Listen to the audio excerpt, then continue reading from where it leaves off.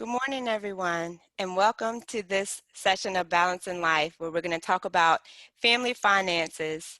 We are pleased to be joined by Dr. Travis Mountain and Dr. Elena Serrano, who will guide us through this conversation. I'm welcoming you on behalf of the Virginia Cooperative Extension Human Development Program team and NC State University. I am Crystal Tyler Mackey. As with all of our sessions, as you have thoughts, commentary, feedback, or questions, please include those in the chat box. And if you would like for those to be seen by all of the participants, just remember to click the drop-down box so that it posts to not just all panelists, but all panelists and all attendees. So we have an opener on this session, a video that we'd like to start with, and then we'll roll right into the presentation. So Herman, if you'll get our video logged in.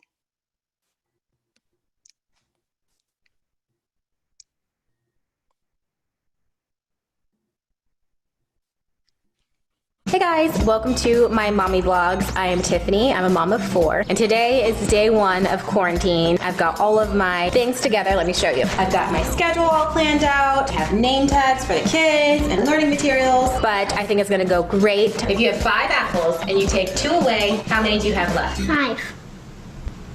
This is gonna be a long quarantine.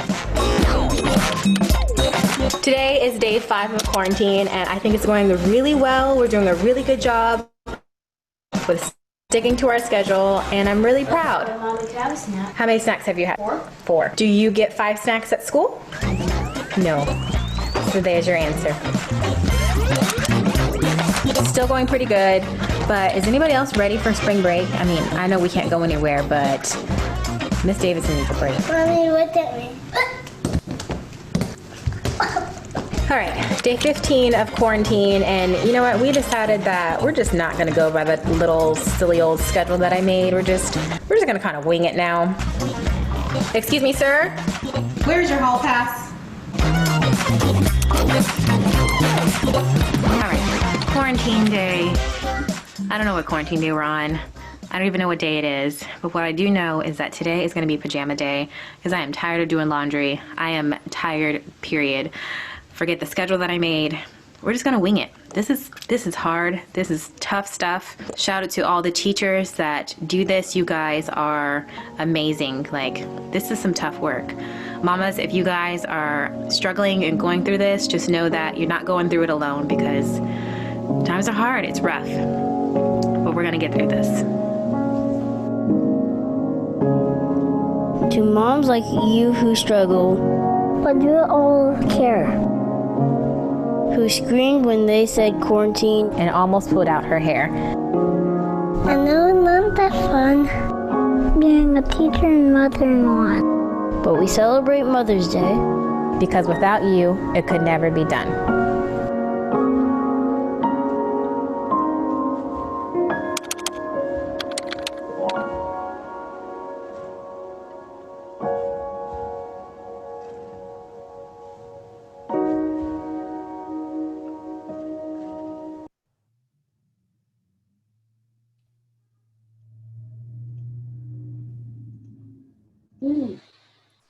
That would always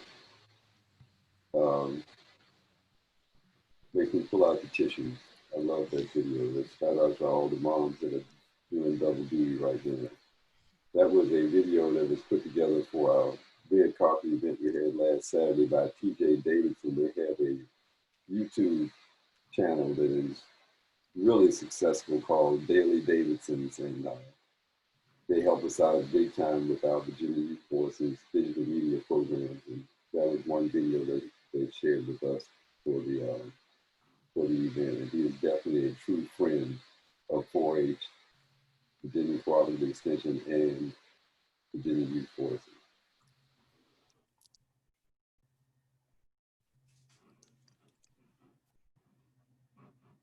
All right, thank you very much, Crystal. I'm hoping that you can see my PowerPoint now. If not, please let me know. It's great. Again, appreciate the invitation to give this talk about family finances during COVID-19. The big aspect of this that I want to talk about is some of the legislation that has passed due to COVID-19 to try to help households and help families get through not only the health crisis that we're facing right now, but then the financial crisis that a lot of households are also facing.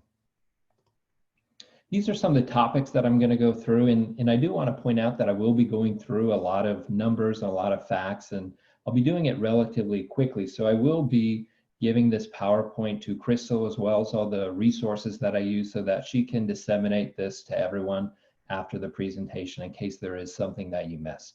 But in general, I want to talk a little bit about financial stress, talk a bit about unemployment, what those rates look like, what kind of increased benefits we can expect to see, what happens if I'm having issues paying my rent or if I'm having issues paying my mortgage, stimulus payments. A lot of us have already received those stimulus payments.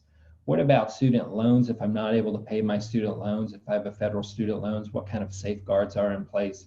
And then wrapping it up with some financial exploitations and scams.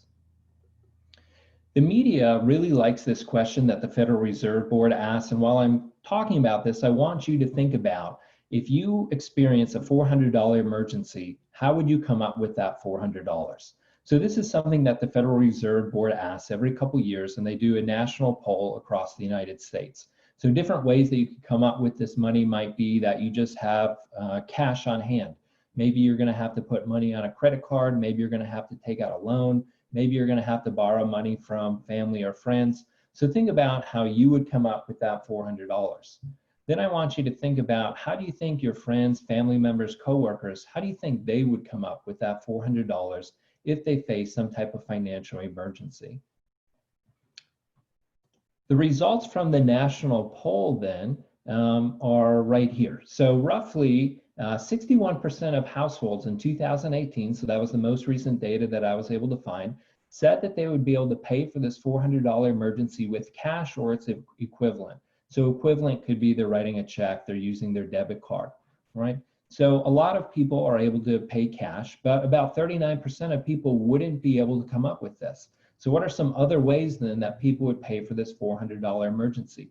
Well, about 16% of people said that they would have to pay for this emergency out of a credit card. A lot of people's interest rates on a credit card are higher than 20%, so that can spiral into excessive debt really quickly. Another 10% of households said that they would have to borrow money from a friend or family. 6% of households said that they would have to sell something in order to come up with this money. 12% of households said that there's no way that they would be able to come up with $400.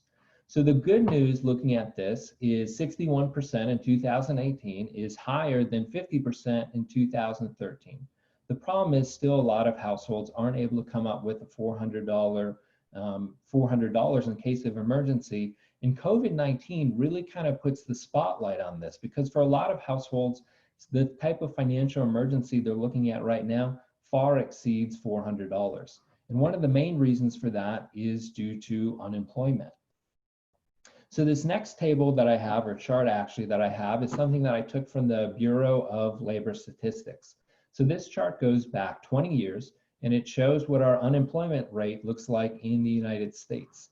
The shaded areas, I think I can get the laser pointer, these shaded areas here represent economic downturns. So this larger shaded area is the Great Recession that we had. So about 2007 through 2009, that's on a lot of people's memory. And this is, the percent here is the unemployment rate. Typically, the federal government says that the target for unemployment rate should be about 5%. So prior to the Great Recession, we had an unemployment rate that was less than 5%. But during the Great Recession, we had an unemployment rate nearly double to about 10%. So this was a huge economic disaster for millions and millions of households. After the Great Recession, during President Obama's tenure, during the first part of President Trump's tenure, the unemployment rate continued to decrease. And at about 2016, we hit that 5% unemployment rate, but we continued to decrease, right? But now what did we have due to COVID-19? Well, for health safeguards, states determined that the best approach to this was to have lockdowns. So lockdowns meant that employers were not able to have customers come into their business, or a lot of businesses. So some employers were forced to shut down, they were forced to lay off employees. That made the unemployment rate skyrocket. So starting in middle of March, we started seeing a lot of people file for unemployment. And the most recent numbers that I was able to find show that the unemployment rate is nearly 15%. Okay, so again, just to recap, during the Great Recession, we had a peak of roughly 10% unemployment, and currently we have unemployment close to 15%. So these are millions of households that now find themselves unemployed. And in February, they probably were thinking they had no risk of losing their job, or maybe very low risk of losing their job. Another way to look at this is just to look at the initial jobless claims. So even when we have some type of peak economy running, there's still people that are losing their job, filing unemployment. So this table goes back to the middle part of 2018. So this shows that we have people that are filing for unemployment, but it's relatively low numbers. And then we have, starting in middle of March, we have more than 2 million people filing unemployment every single week. We had a peak of over 6 million people filing for unemployment 2 consecutive weeks. The most recent data, which was released yesterday, I haven't incorporated into this table yet, but we had about 2.4 million people file for unemployment. So a lot of these people, financially, they have been facing a financial shock, right? What are they going to do to try to offset these lost wages? So on this slide, I have some information about unemployment benefits. So I have some information here for both North Carolina and Virginia. Pre-COVID times, so that's what I'm kind of referring to as normally here. In North Carolina, the maximum amount that an individual would be able to receive for unemployment benefits would be $350 per week, and they could receive those benefits for up to 12 weeks. In Virginia, you could get a little bit more, up to $378, and the duration of those benefits would range between 12 to 26 weeks. However, the federal government, in trying to reduce the financial impact of COVID-19, has increased the unemployment benefits. So now people who are receiving unemployment benefits, in addition to whatever their state may be paying, can receive an additional $600 per week in unemployment benefits. However, these benefits currently only go through the end of July. So right now there's a lot of concern what happens beginning in August if these benefits are not extended. The U.S. House of Representatives have passed a second or another stimulus package that would extend these benefits, also expand who would receive these benefits. But right now it's not expected that this is going to pass the Senate. They're kind of doing a wait and see approach to see how have these first waves of stimulus affected, also what's the reopening going to look like in the country. So right now it's hard to say if these are going to be expanded past July 31st, but right now that is not the case. So this is one avenue that the federal government and states are taking to try to help offset some of the household level financial shocks. There are some other things that people want to think about that they might be able to control within their household. And I'm not going to go through all these publications, but links to these publications are going to be sent out when Crystal sends out the different resources. But some things that these publications talk about is track your expenses. I know it's a rather tedious project to do, but simply tracking your expenses can help people feel that they have control over their finances. They can see where their money's going. They can see if they have anything that's referred to as a leakage, maybe money that's going to a certain category, and their preference would be that it doesn't go to that category. Something else that families could do is they could have open conversations about their finances. It would be at a time and setting that would be less stressful, or as least stressful as possible. My wife and I, we have a monthly financial meeting. So the first Saturday of every month, we have it on our calendar that we're going to talk for an hour about our finances. So we discuss what our expenses look like the last month, any type of large expenses that we foresee coming up in the upcoming month. We talk about what our financial goals are and if we're saving towards those goals. So in that document that Crystal will send, there's some Virginia Cooperative Extension publications. I found a North Carolina State publication, and then some other extension publications from across the country. Some other issues that people are facing is what happens if they can't pay their rent. So they lost their job, they're not able to pay their rent, they're not receiving unemployment.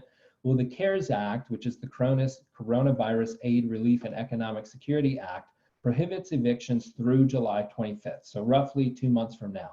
Unfortunately, there's only covered dwellings. So because this was federal legislation, they're only covering mortgages and housing that is backed by federal agencies. So if somebody has a home mortgage or they have a mortgage and it's through like Section 8, if it's backed by Fannie Mae, Freddie Mac, Federal Housing Administration, so FHA, if it's backed by Department of Veteran Affairs, if the mortgage of the unit or the dwelling or the housing came from one of those agencies, then somebody would not be able to be evicted from their house. However, there's estimates that this is only impacting roughly 30% of all dwellings in the United States.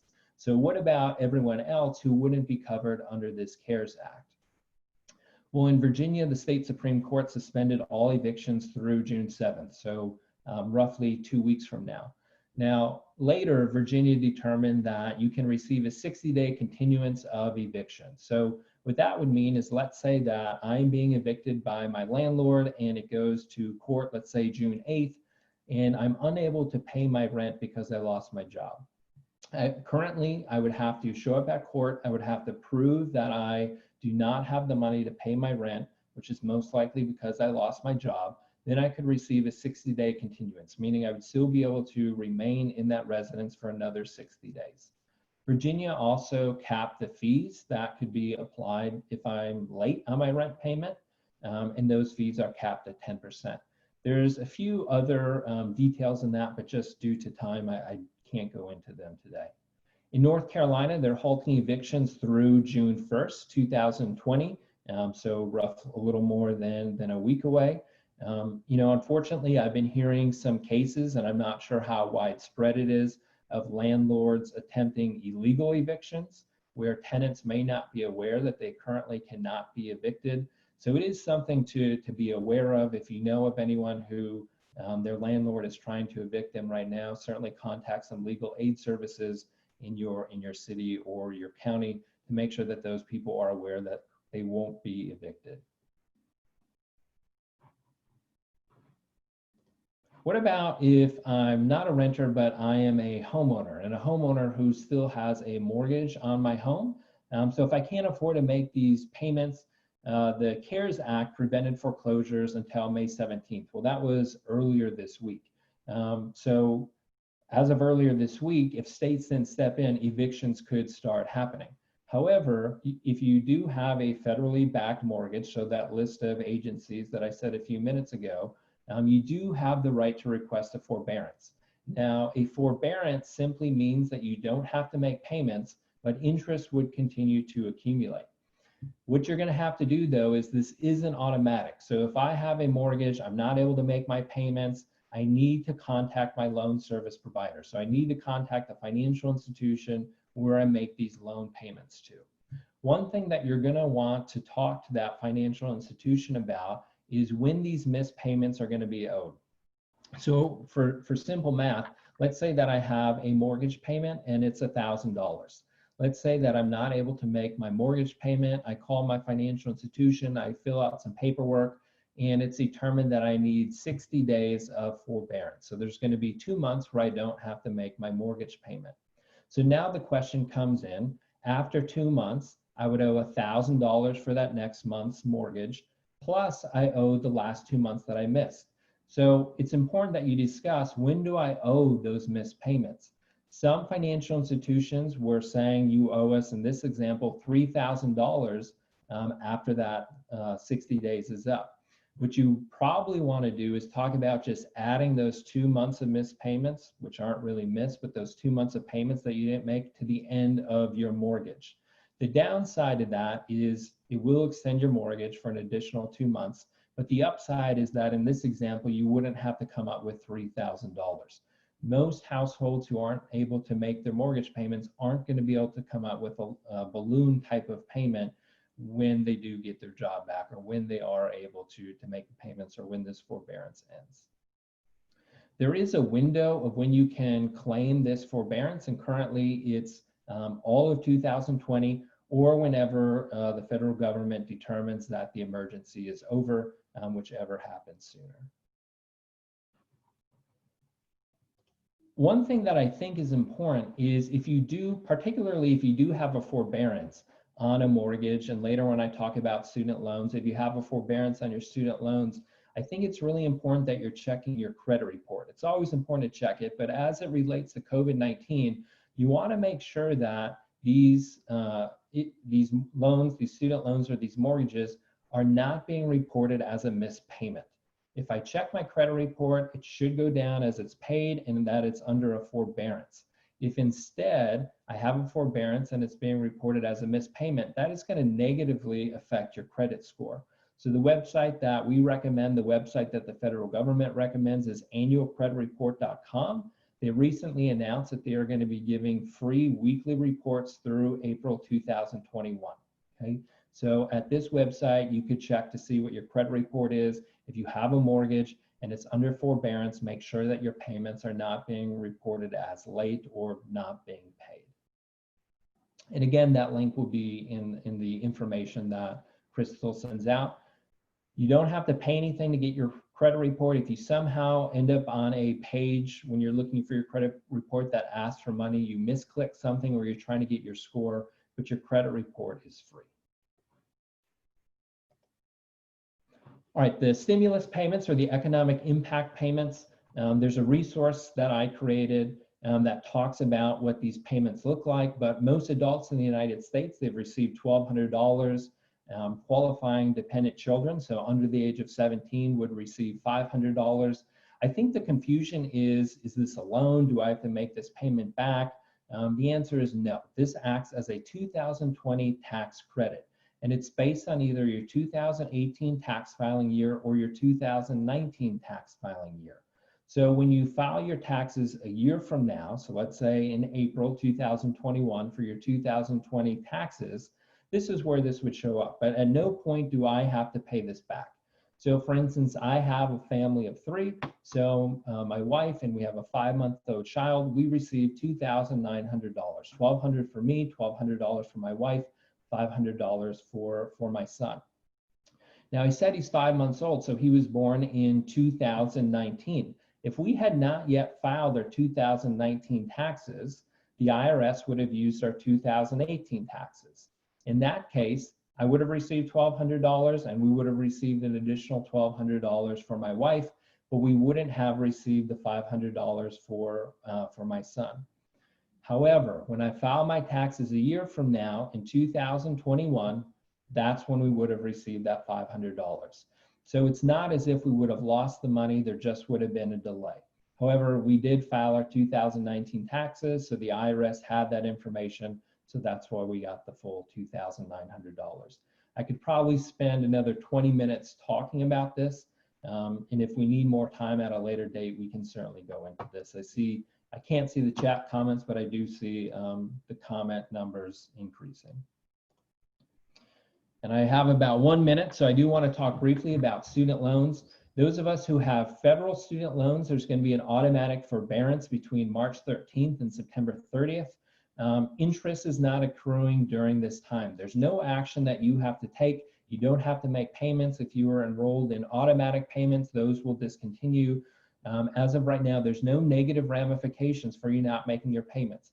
Again, I would encourage you to look at your credit report just to make sure that these payments are being reported correctly, that they're not being reported as missed. Again, if it's reported as missed, that's going to negatively affect your credit score. What happens for the millions of households in the United States that have private student loans? Well, the CARES Act did not give them any specific protection. A lot of states have worked to try to get some extra forbearance issues out there to try to reduce late payment fees. Virginia was one of those. But the main thing is that this is not automatic. You have to reach out to your financial institution or your student loan lender in order to try to take advantage of these benefits. If you have a federally backed student loan through the Department of Education, no action needs to happen. It's automatic. The last thing I want to talk about is financial exploitations and scams. There's been a big uptick in financial scams, people who are claiming to be the IRS. The IRS is not going to call you. If they're going to contact you, it's going to be through United States Postal Service mail. If you get an online offer for a vaccination, it's not going to be legit. If you get somebody trying to sell you a test kit, it's probably not going to be legit. A lot of robocallers out there right now are calling people, trying to get them signed up for fake health insurance or different work at home schemes. Just be aware of that. Watch for emails that claim to be from the Center for Disease Control or the World Health Organization. You want to actually go to their official websites if you think you're being contacted by them. Right now, a lot of charities are asking for donations that are legitimate, but there's a lot of charities that are not legitimate. A website that I recommend that you use is charitynavigator.org. You can type in your favorite charity or charity that you're considering giving money to, and just making sure that they're legit. So again, that link will be provided. Last thing I have is seek out agents in your local extension office. We have a Master Financial Education Volunteer Program in Virginia. If you're interested in learning more about that, I have the link here. So Lena, I think I went over by about 2 minutes. Apologies for that, but take it away. Thank you, Travis. Really, okay, I think you have to take down your screen for me to be able to share mine. Okay, great. Thank you, Travis. That was a great presentation, very informative, really appreciated it. Now we're gonna make the segue over to food finances and food financial management. So as Crystal said, I'm the director of the Virginia Family Nutrition Program, and that consists of 2 statewide nutrition education programs, FNEP and SNAP-Ed. Both of those programs are also found in North Carolina. The goal of those programs is to support healthy eating and physical activity among SNAP-eligible audiences. So another way to think about those programs is that they are the educational arms of the SNAP program. So I definitely encourage you to reach out to FNEP and SNAP-Ed employees in your state with additional resources and information around food resource management as well as food security. Okay, I have that issue about not being able to, there we go. Okay, so today I'm going to talk about some of the resources to support food security and food financial management. First, I'm going to talk about SNAP and some of the more recent resources that have been added to PSNAP, which is called Pandemic SNAP. That is part of that CARES financial stimulus that Travis was talking about, which basically allows for maximum allocation for SNAP. But more recently, we've seen some changes in PEBT, which I'll talk about. And then I'll just briefly go over a few tips for food resource management in the time of COVID. Okay, so first of all, SNAP is the Supplemental Nutrition Assistance Program, formerly referred to as food stamps. It is the largest nutrition assistance program in the United States. The goal of SNAP is to support food security. And at this time, we don't have any data on changes in food security rates in the United States. But if you think back to Travis's graph showing increases in unemployment, there are very strong suggestions. I mean, we know food insecurity rates have increased tremendously. Food insecurity can range from not being able to purchase foods that you would like to purchase all the way to not having enough food and being hungry, which is the most severe form. And we're just seeing really high rates of food insecurity or reported food insecurity rates, although we don't have national data right now. SNAP provides cash vouchers in the form of EBT cards to low-income individuals and households to purchase raw ingredients. What I want to say is that SNAP, both the DSS program, both in Virginia, North Carolina, and nationally, have tried to minimize the barriers to accessing and to getting SNAP benefits. So for many individuals who may not have been eligible before, you may be eligible now, especially if you're underemployed or unemployed. And there are, there's less, I guess, paperwork at this point to participate. But basically, it allows the purchase of raw ingredients. It cannot be pre-prepared meals. Basically, fruits, vegetables, dairy, meat and fish, breads and cereals, as well as seeds and plants, which many people don't know about. They can also be redeemed at farmers markets. Alrighty, some changes in SNAP in order to address kind of COVID-related issues is that now SNAP online purchasing is available in Virginia and North Carolina. Obviously, it's recommended that you check, or individuals you're working with check with the store to make sure that they do that. So you can shop online, then pay for the purchase using the EBT card at pickup. And so this is a really great resource. It allows for SNAP participants to be able to purchase food in a more socially distant manner and also make selections ahead of time. Okay, so PEBT. This was just announced this week in Virginia. And what it is it's a temporary one-time food benefit available to families with students who have received free or reduced price meals if schools were open.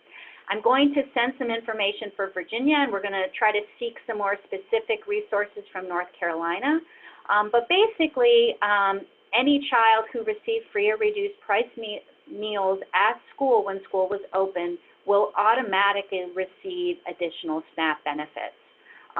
If the school is a Community Eligibility Provision School, CEP, then every child, whether they had signed up for free or reduced price meals, will also be eligible. The schools will provide all of the information to Department of Social Services, who manages and implements SNAP, so that that will automatically take place. Just for Virginia, just for your information, it's calculated at the rate of $570 per day per student, and with a maximum benefit of $376 per eligible student. If a household has more than one student, they would just multiply that by the number of students within the household. In terms of the timeline, if someone has SNAP already and they have a SNAP EBT card, it will be added to their card in the next 2 weeks. Otherwise, they will be sent a new card in 4 to 6 weeks.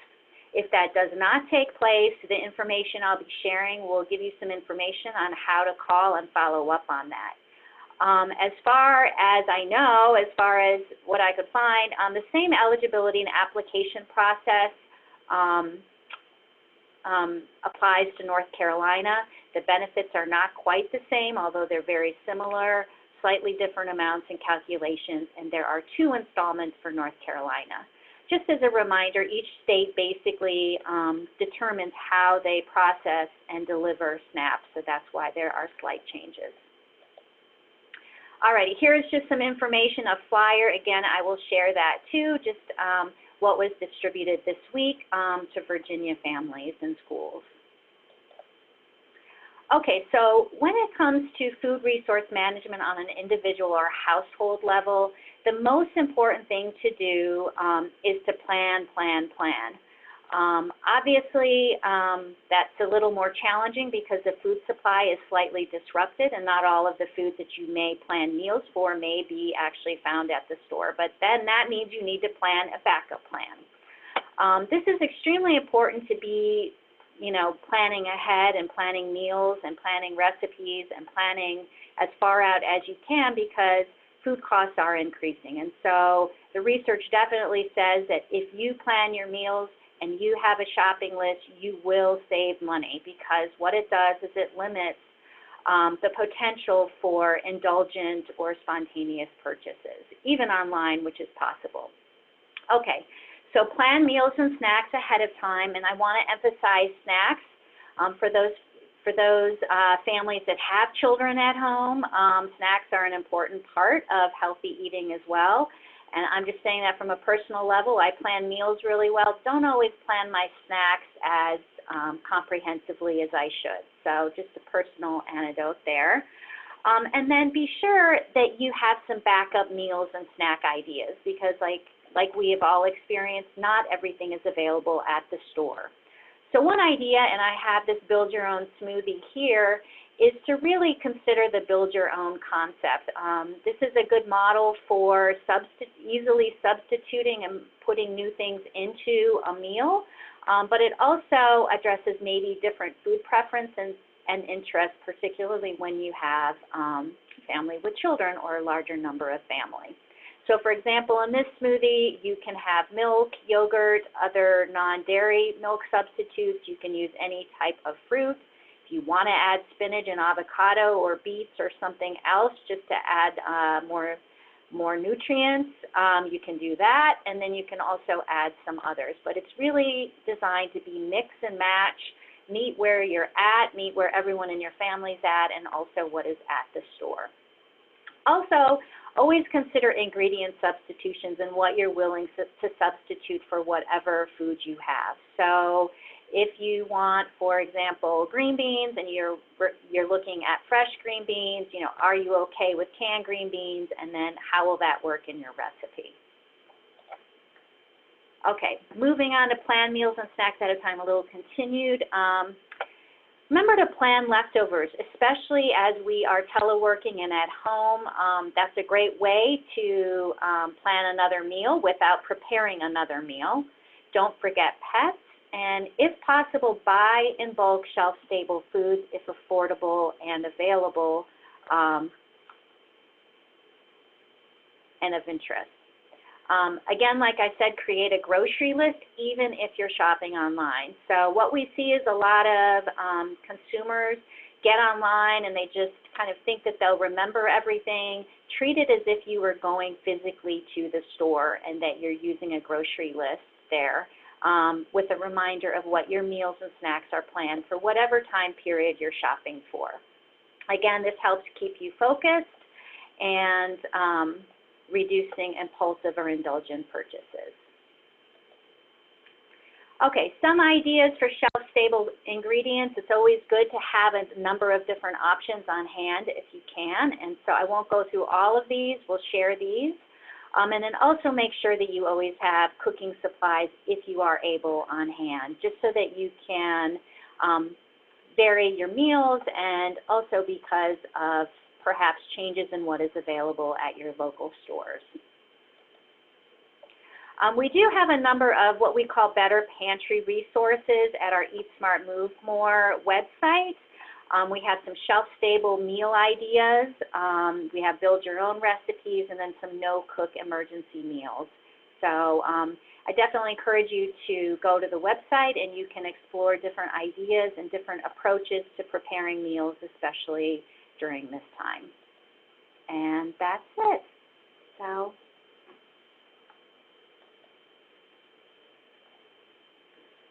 Wow. Thank you both so much. Power talking. It's power talking, and it's chock full of such good information and resources, and the chat box is just lighting up and lively. So, you know, to honor our time and come to a close, what I think I will do is call all of the questions that have been put into the chat box, and maybe do in the email that goes out, you know, a response to those questions. A lot of them have been responded to, but if they haven't, I will send those to Drs. Mountain and Serrano and get the responses back out when we send out the email. But such great information. Thank you both so much for sharing that. The other thing that was put in the chat box and we'll also share out is a link to the video that started this all. And so at this point, I just want to, you know, say thank you all so much for chiming in again this week. This is such a great group to join with, and it grows each week. And I'm so pleased that we're able to come together on Friday. So grateful to have the expertise of our presenters today. Next week, we'll start talking about boundaries, boundary issues. So we'll come back and do that. In the meantime, you can find the recording to any of our previous sessions, as well as a whole host of other resources on our Virginia Cooperative Extension webpage and the NC State Extension webpage as well. And then we're collecting feedback. Would love to hear from you. So I'll include that survey link. And with that, I'll just say thank you again to our expert presenters and for my wonderful co-hosts who help support this every week. And everyone, we've talked about treating yourself in previous sessions and relaxing. I hope that you will take some time this weekend, and for many of us, a long weekend, just to breathe and do a good bit of self-care. At that, I'll say thank you, and everyone have a great weekend. Thanks, everybody. Thanks, everyone. Yes, indeed. Thank you. Take care. You have a good weekend too.